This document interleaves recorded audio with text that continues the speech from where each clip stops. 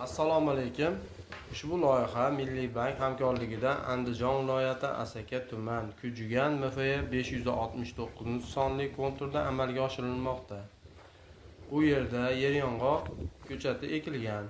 Maydon hajmi 906 gektar, uzunligi 181 metr, bo'yiga 567 metr. Bu yerdagi ekinlar zamonaviy usullar bilan parvarishlanmoqda. Hozirda ekinlar unib chiqish holatida. Yetishtirish jarayonida asosan sug'oriladi, tabiiy va mineral o'g'itlar bilan oziqlantiriladi. Ushbu loyihaga 34 ta dehqon xo'jaliklari biriktirilgan. Har bir dehqon uchun o'rtacha 30 sotix yer maydoni to'g'ri keladi.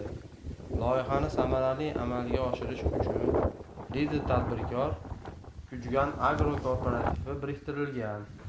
Ushbu loyiha bo'yicha har bir gektardan 2 tonna, jami 20 tonna hosil olish rejalashtirilgan.